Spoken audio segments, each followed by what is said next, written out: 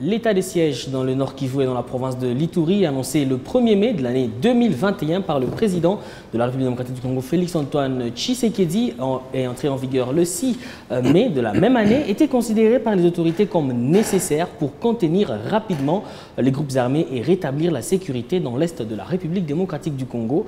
L'état de siège a été prorogé pour la 47e fois le 27 avril de cette année 2023, donc le 27 avril dernier. Aujourd'hui, 2 ans après l'instauration de l'état de siège, après également une 47e prorogation, c'est quoi la suite? Quelle est la suite? Où en sommes-nous avec l'insécurité dans ces provinces dans l'Est de la République démocratique du Congo?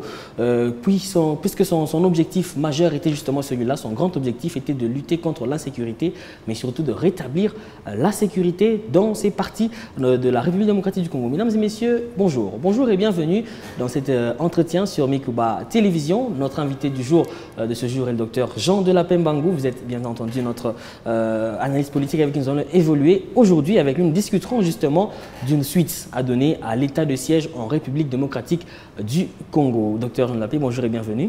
Bonjour, merci M. Teddy. Comme je venais de le dire, avec vous, nous allons essayer de discuter sur quelle suite justement à donner à cet état de siège dans l'Est de la République démocratique du Congo qui dure cette fois-ci, qui a totalisé 2 ans, le 6 mai dernier, il n'y a pas plus de 3 jours donc, puisque ça a été proclamé en 2021, le 1er mai, entré en vigueur le 6 mai par le président de la République démocratique du Congo. Une première question, pensez-vous tout d'abord que l'état de siège était nécessaire?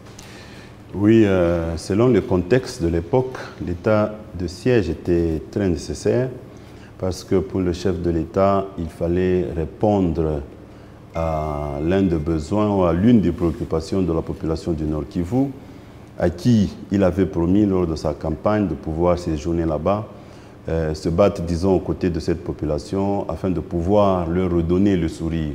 C'est dans cette optique qu'il a eu à décider de la mise en place de l'état de siège dans cette province qui, malheureusement, comme vous venez de le dire, jusqu'à ce jour, n'a pas atteint ses objectifs parce que, d'après le rapport des Nations Unies ou de l'Amnesty International, il y a plusieurs violations qui se sont perpétrées pendant l'état de siège. Et il y a eu aussi le nombre de décès des civils qui sont décédés pendant cet état qui a doublé, alors que l'idée c'était de lutter contre cette tuerie, parce qu'il y avait beaucoup de tueries à répétition dans cette partie de la République, et il fallait instaurer cet état de siège. Comme vous le savez, quand on instaure un état de siège, c'est à tous les niveaux, en commençant par le gouverneur militaire, maire militaire, bourgmestre militaire, ou policier bien sûr, mais c'est pour autant dire que toutes les institutions sont militarisées, et ceci pour nous permettre de mieux renforcer le suivi, la surveillance de proximité, mais malheureusement, la situation est tout à fait autre. Comme je le disais tout à l'heure, l'état de siège dans la province du Nord Kivu, dans la province de l'Ituri, a été prorogé pour une 47e fois, le 27 avril 2023, puisque lorsqu'on proroge quelque chose, ça veut dire qu'on a besoin, on en a encore besoin et qu'on a besoin justement que ça continue à produire ces fruits-là. Est-ce que vous pensez, vous, que cet état de siège a changé quoi que ce soit dans la situation sécuritaire à l'est du pays? Bon, pour ne pas trop dire là-dessus, je crois qu'il y a de cela 2 jours qu'il y a eu un soulèvement au niveau de Nord Kivu, où la population revendiquait cette sécurité, cette sécurisation, parce que la population ne demande que de vivre en paix, de vivre dans toute la quiétude possible. Mais malheureusement, cette manifestation a accouché d'une mort, parce qu'il y a eu des gens qui sont décédés, 1 ou 2 personnes qui sont décédées par balle, et une situation que nous déplorons tous. Donc, pour moi, la situation ne s'est pas améliorée. En lisant le rapport de l'Amnesty, comme j'ai dit, et de certains analystes, ils suggéraient que cela puisse s'arrêter le plus tôt pour passer à autre chose. Puisque quand on a essayé une méthode qui n'a pas marché, je crois qu'il faudrait s'arrêter un moment, faire une revisitation de ce projet. Qu'est-ce qui a été réellement promis? Qu'est-ce qui a été décidé? Qu'est-ce qui a été réservé à ces autorités-là comme objectif à atteindre? Ont-elles atteint ou ont-elles atteint ces objectifs? Je crois que même au niveau de l'Assemblée nationale, je crois qu'à une des prorogations, il y a eu un débat là-dessus pour dire est-ce qu'il faudra-t-il vraiment proroger cet état de siège dans cette partie de la République? Je Je crois qu'il y a des discussions là-dessus. Mais ce qui est vrai, c'est que sur le terrain, nous remarquons qu'il n'y a presque pas d'avancée significative. Et si ça dépendait de moi, je conseillerais au chef de l'État de pouvoir peut-être rétablir la situation et de changer de stratégie et faire cela autrement pour que la population du Nord Kivu retrouve son calme. Alors, certains acteurs politiques, certains analystes politiques, parfois de la majorité et parfois même de l'opposition, parfois également certains Congolais, tout simplement Congolais lambda, lorsque le chef de l'État avait promulgué cet état de siège, ils avaient qualifié ce projet de voué à l'échec. Avant même que cet état de siège n'entre en vigueur, avant même que ça commence à porter des fruits, beaucoup de voix s'élevaient pour dire que ça ne mènerait nulle part. N'avez-vous pas été de cet avis-là? Bon, ce qui est vrai, c'est que nous avons tous suivi des déclarations des uns et des autres, évidemment. C'est vrai qu'au début, comme je disais, ça avait porté quand même espoir. On pensait qu'avec cet état de siège, la population du Nord Kivu, nos compatriotes de l'Est, vivraient en sécurité et en paix. Mais malheureusement, avec tout ce qu'il y a eu, c'est pourquoi moi, en lieu et place de jeter le dévolu sur ces autorités, moi je crois qu'il faut évaluer le mécanisme. Ce qui a été mis en place, pourquoi ça n'a pas marché? Malheureusement, dans notre pays, on n'a pas le temps de nous évaluer. Pour tout projet que ce soit, il est souhaitable à un certain moment de pouvoir analyser, évaluer bien sûr, pour comprendre qu'est-ce qui a marché, qu'est-ce qui n'a pas marché, qu'est-ce qu'on peut améliorer, qu'est-ce qu'on ne peut pas améliorer, ainsi de suite. Mais malheureusement, on n'a pas eu ce temps. Et je me rappelle qu'au niveau de l'Assemblée, il y avait un groupe de députés qui demandait qu'on puisse éventuellement analyser cet état de siège. Mais malheureusement pour certains qui se croient beaucoup plus militants et plus aimant, je ne sais pas, les institutions de la République, ils ont catégoriquement refusé pour que nous puissions avancer dans cet état de choses. Donc pour moi, il est important, souhaitable, qu'on puisse s'arrêter un moment et l'évaluer. Mais comme je l'ai dit, les choses n'ont pas marché parce que la population continue à mourir à l'Est. Je crois qu'il faut réfléchir autrement. Autant d'années déjà passées et sans résultat, je crois qu'il est important qu'on puisse s'arrêter aujourd'hui, évaluer et voir évidemment qu'est-ce qui n'a pas marché. Si je dis qu'il faudrait évaluer, à un certain moment, on a entendu qu'il y avait aussi les ordres qui étaient donnés à différents niveaux, ce qui a fait que les autorités militaires se retrouvant là-bas ne savaient pas quoi faire. Parce que si vous êtes là, c'est vous qui dirigez la province, c'est vous qui dirigez, disons, qui commandez tout ce qu'il y a comme troupes, mais vous apprenez qu'il y a aussi des instructions qui viennent d'ailleurs. Vous voyez, à un certain moment, ça fragilise un peu. Est-ce qu'il y a eu un problème de communication? Est-ce qu'il y a eu un problème de management? Est-ce qu'il y a eu un problème de moyens? Toutes ces questions doivent être discutées sur la table pour qu'on comprenne pourquoi l'état de siège, tant disons, décrié par certains, n'a pas marché. Je crois qu'il est important quand même qu'on s'arrête un moment, qu'on réfléchisse et qu'on voie. Et s'il faut recadrer, ce n'est pas mal de recadrer les choses et de le voir, parce que l'objectif, c'est que la population de l'Est puisse vivre en paix. C'est bien sûr au Nord Kivu et en Ituri. Voilà, docteur Jean de la Pembangou, vous êtes analyste des questions d'actualité et des faits politiques, puisque nous avons l'honneur et la chance de vous avoir sur ce plateau.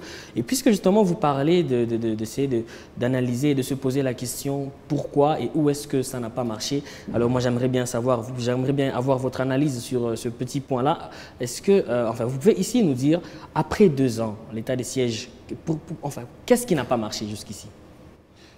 Bon, je crois que l'objectif ultime de cet état de siège, c'est la quiétude. C'est d'arrêter les massacres, les tueries perpétrées au nord de notre pays, ou au nord Kivu et à l'est, disons, depuis des décennies. C'est vrai que cette situation date d'il y a très longtemps, mais la décision qui a été prise et qui avait été saluée par certains compatriotes était que le chef de l'État a décidé ainsi pour que cette population retrouve sa quiétude. Je crois que vous êtes avec moi d'accord sur ce point-là. Donc c'est l'objectif ultime, c'est la tranquillité de cette population. Mais à ce jour, est-ce que cette population de l'Est vit réellement cette tranquillité? Vit-elle réellement cette quiétude tant souhaitée? Je crois que ce sont des questions qu'on doit se poser. et on s'interroge dessus. Nous suivons tous l'actualité, nous parlons avec des amis qui sont dans cette partie de la République. Ce qui est vrai, c'est que nos frères à qui on a confié le pouvoir, notamment l'armée et la police, qui, au lieu de s'occuper à défendre la population, mais pour certains, pas tous, ont commencé à matraquer les défenseurs des droits de l'homme dans cette partie de la République. Vous comprenez ce que ça dit. Or, la partie de l'Est, disons, pour ce qui est de la défense des droits de l'homme, c'est une partie qui a beaucoup d'acteurs, beaucoup, disons, des défenseurs des droits de l'homme qui essayent de lever quand même le ton pour que les choses marchent dans cette République. Mais est-ce que certains se posent aussi la question, est-ce qu'on a mis cet état de siège pour faire taire ces gens-là qui lèvent le ton? Ce sont des questionnements qu'on se pose. Il y a eu des mouvements et rebelles et consorts éparpillés à travers cette province. Ils étaient bien sûr identifiés parce que le nombre était tantôt annoncé par les uns et les autres.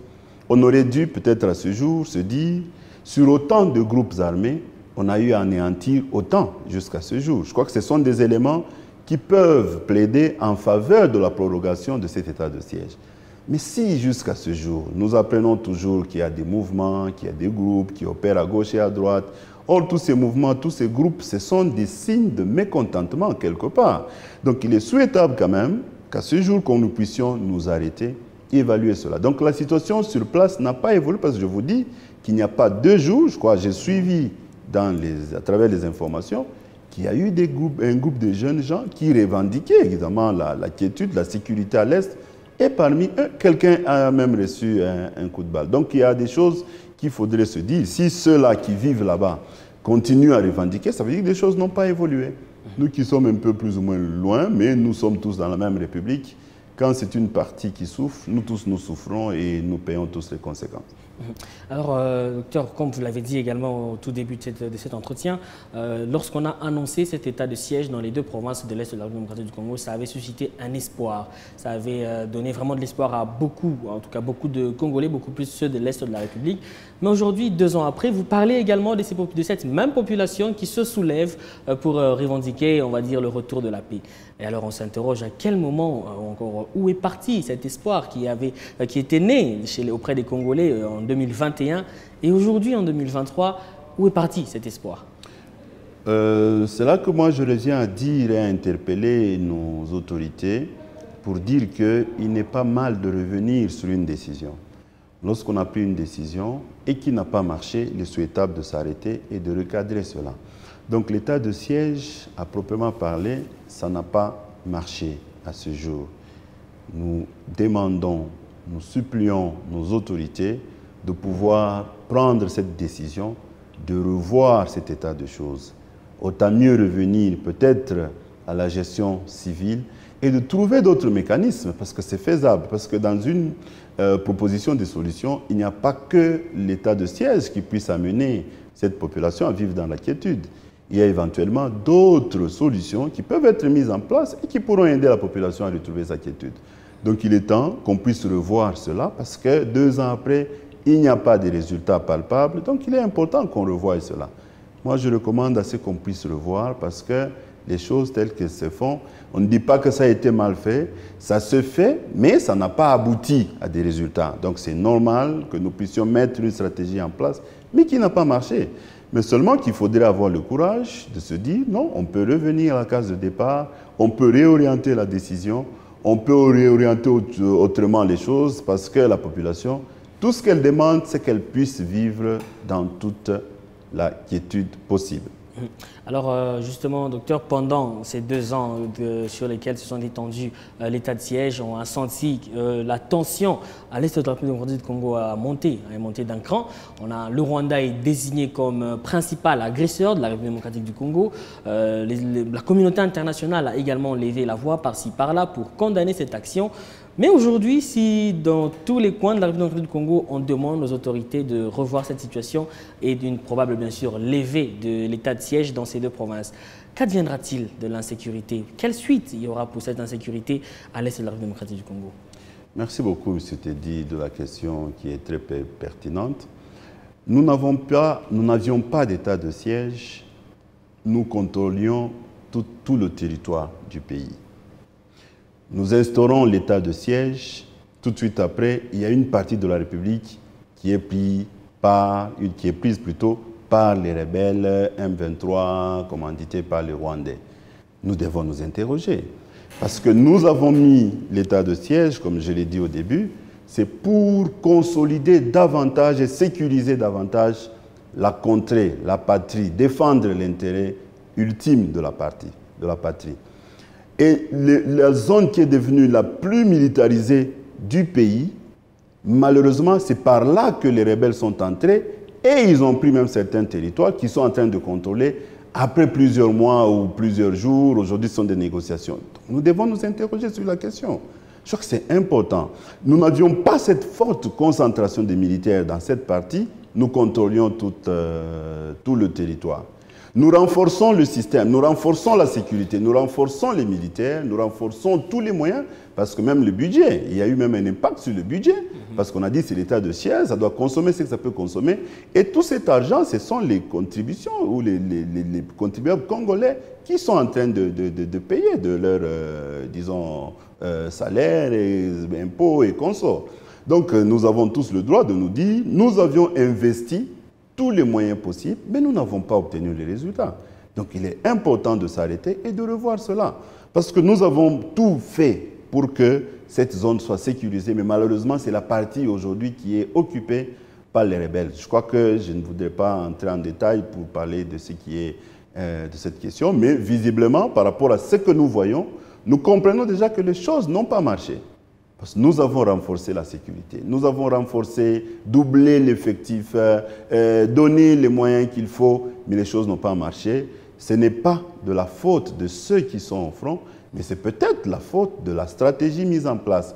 Et j'ai parlé aussi du système de commande, du système de commandement, comment les choses se sont faites. Je crois qu'il est important que l'on puisse s'asseoir et revoir tout cela. Ça doit quand même nous donner une leçon pour comprendre, ou tirer une leçon pour comprendre. Là où nous avons investi tous les moyens, mais nous n'avons pas réussi. Pourquoi? Je crois que c'est la question la plus importante. Pourquoi n'avons-nous pas réussi? Et instaurer un climat serein pour que tous ceux qui doivent participer à ce débat puissent dire, sans délier, sans, disons, sans se gêner, qu'ils puissent dire réellement qu'est-ce qui n'a pas marché et qu'on puisse tirer les conséquences de ça. Plutôt que de continuer à proroger, parce que les résultats, papa, on ne l'a pas. Heureusement, vous venez d'ajouter un autre élément, c'est l'agression à la partie Est.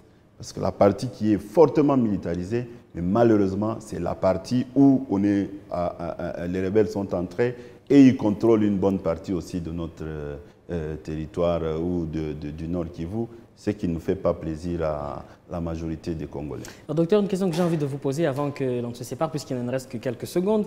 Pensez-vous que si aujourd'hui on levait l'état de siège, les rebelles se retireront en 15 secondes? Je crois qu'il faut peaufiner des stratégies. Il faut adapter des stratégies. Quand je parle de l'analyse de la situation ou de l'évaluation de ce qui a été fait, c'est très important. C'est au décours de cette évaluation que sortiront certaines recommandations qui peuvent nous aider à renforcer cette sécurité dans cette partie de la République. Puisque dire aujourd'hui, parce que moi je vous ai dit, je vous ai donné le fait que nous n'avions pas la zone fortement militarisée, nous contrôlions notre territoire. Nous renforçons la sécurité, on contrôle le territoire par les rebelles. Donc il y a question quand même qu'on puisse discuter de ça. C'est important pour qu'on puisse le voir. Je crois que c'est de ces discussions, de cette analyse que découlera éventuellement ou découleront certaines recommandations qui pourront nous aider à améliorer le vécu quotidien dans cette partie de la République. Voilà, docteur Jean Delapin Bangou, vous êtes analyste des questions politiques et questions d'actualité. Merci à vous d'avoir répondu à notre invitation et surtout merci à vous d'avoir répondu à toutes nos questions. Merci, M. Teddy. Merci également à vous tous, fidèles téléspectateurs et auditeurs de Mikuba Télévision et Radio. L'insécurité à l'est du pays est un débat très intéressant. Malheureusement, le temps n'a pas été des nôtres aujourd'hui. On va continuer ce débat très prochainement. D'ici là, portez-vous bien car l'invité du jour, c'est terminé. Au revoir.